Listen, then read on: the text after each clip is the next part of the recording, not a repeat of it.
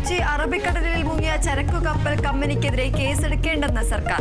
നഷ്ടപരിഹാരത്തിന് മുൻഗണന നൽകും തീരുമാനം മുഖ്യമന്ത്രി ഷിപ്പിംഗ് ഡയറക്ടർ ജനറലും നടത്തിയ കൂടിക്കാഴ്ചയിൽ. MSC കമ്പനിക്ക് വിഴിഞ്ഞവുമായി നല്ല അടുപ്പമെന്ന ചീഫ് സെക്രട്ടറി.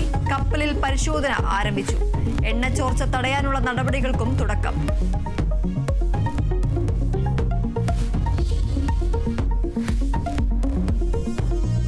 വഴിക്കടവിൽ വിദ്യാർത്ഥി ഷോക്കേറ്റ് മരിച്ച സംഭവം കേന്ദ്രീകരിച്ച് നിലമ്പൂരിലെ തെരഞ്ഞെടുപ്പ് പ്രചാരണം. പ്രതിപക്ഷ നേതാവും UDF കൺവീനറും ഇന്ന് അനന്തുവിന്റെ വീട് സന്ദർശിക്കും. വനമന്ത്രി AK ശശീന്ദ്രനും മണ്ഡലത്തിലെത്തിയേക്കും. LDF വഴിക്കടവ് പഞ്ചായത്ത് ഉപരോധിക്കും. BJPയുടെ നിലമ്പൂർ ഓഫീസ് ഉപരോധവും ഇന്ന്.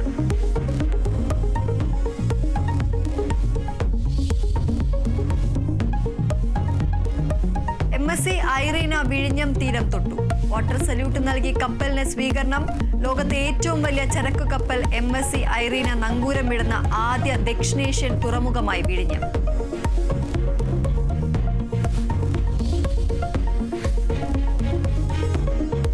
സംസ്ഥാനത്ത് ഇന്ന് അർദ്ധരാത്രി മുതൽ ട്രോളിംഗ് നിരോധനം. ജൂലൈ 31 വരെ മീൻ പിടിക്കാൻ അനുമതി പരമ്പരാഗത വള്ളങ്ങൾക്ക് മാത്രം. വറുതി നേരിടാൻ ധനസഹായം പ്രഖ്യാപിക്കണമെന്ന് മത്സ്യത്തൊഴിലാളികൾ.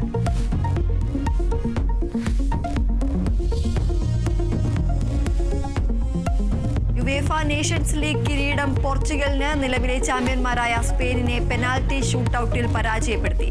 ഷൂട്ടൌട്ടിൽ പോർച്ചുഗലിന്റെ ജയം 5-3. 2 തവണ യുവേഫ നേഷൻസ് കിരീടം നേടുന്ന ആദ്യ ടീമായി പോർച്ചുഗൽ.